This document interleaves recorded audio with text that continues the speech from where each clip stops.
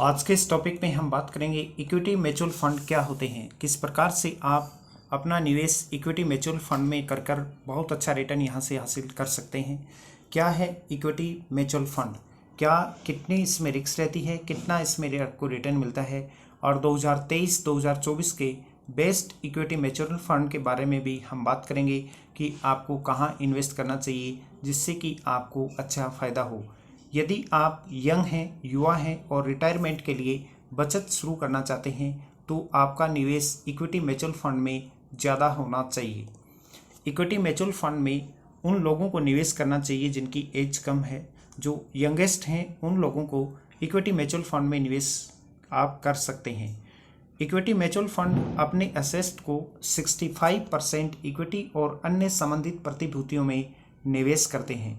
लंबी अवधि में इक्विटी में अन्य एसेट क्लास के मुकाबले बहुत ही शानदार रिटर्न मिलता है।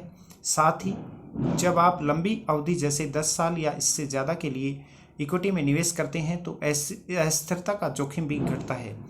ऐसे में 20 के पड़ाव में 80% इक्विटी फंड के जरिए निवेश करना चाहिए।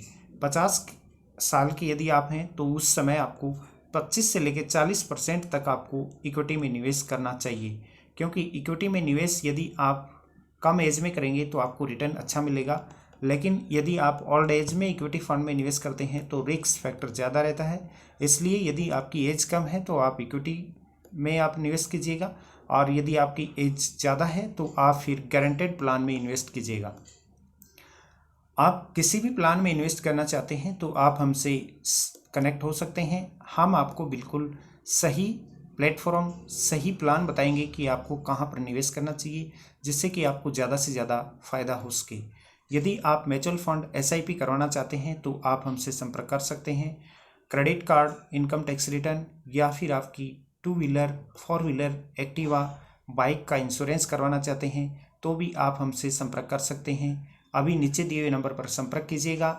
SIP, म्यूचुअल फंड और किसी भी प्रकार के इंश्योरेंस इन्वेस्टमेंट के लिए हम डोर स्टेप बैंकिंग देते हैं। घर बैठे आप हमारी सर्विस ले सकते हैं।